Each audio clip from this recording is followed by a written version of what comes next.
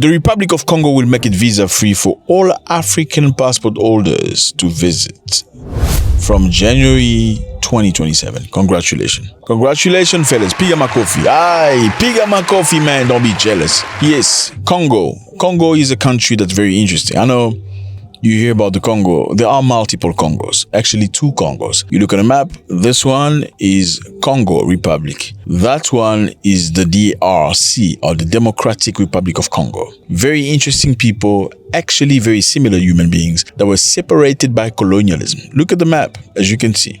Very similar people by the border. They speak same language, Lingala.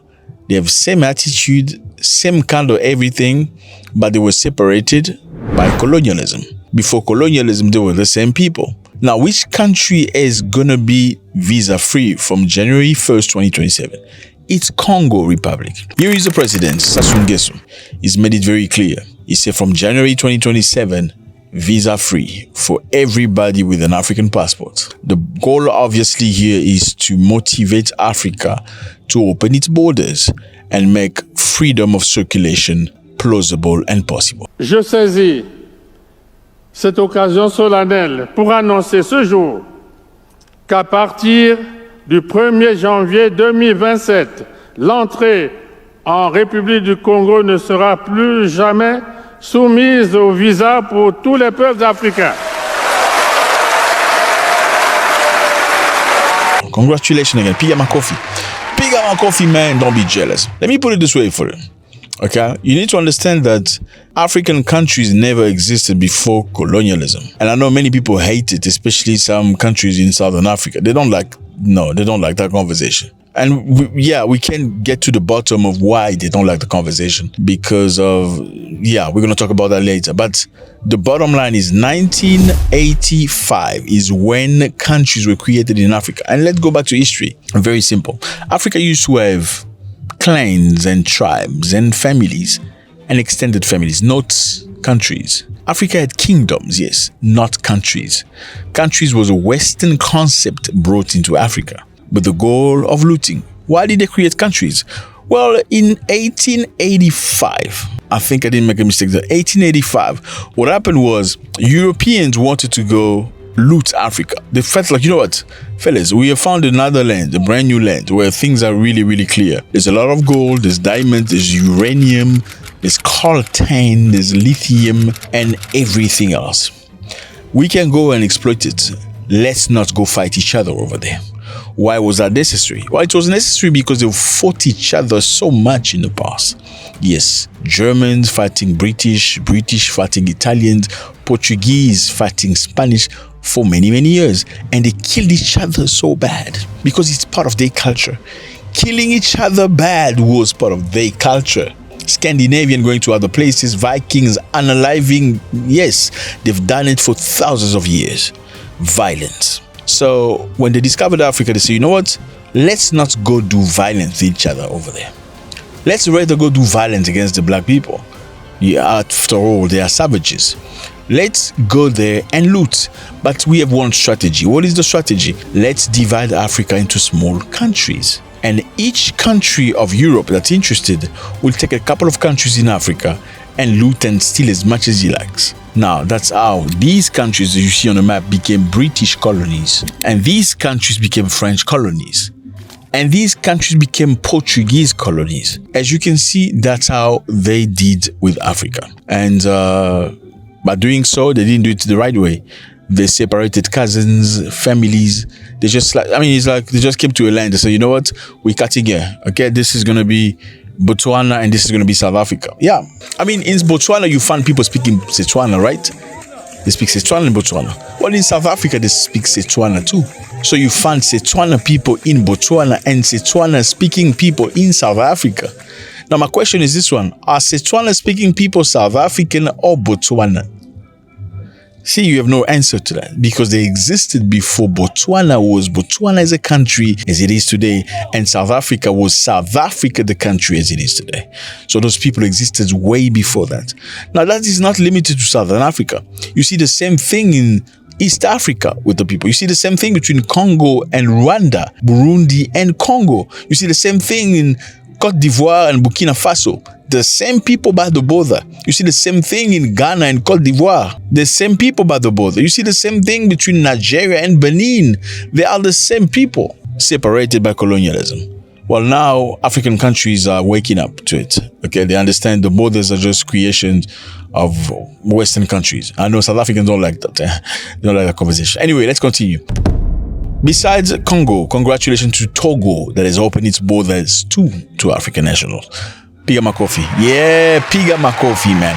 And I know a lot of South Africans are on the comment section. Not you, because you're smart. Some of them that are not necessarily very smart will say to you, why do you guys want to come unite in South Africa? Why does South Africa have to take the most refugees in Africa? No, bro, it's not true. South Africa has a lot of refugees. That's great. I think most of the refugees are grateful about it, and Africa in general for doing that. I think, thank you, South Africa, for doing that.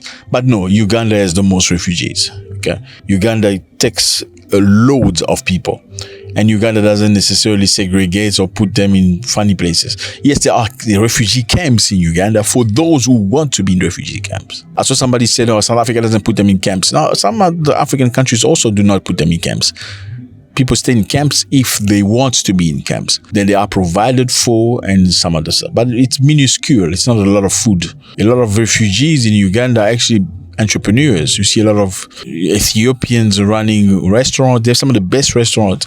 You see Ugandans, you see Sudanese, you see Congolese, you see people from various places, Burundi, working together.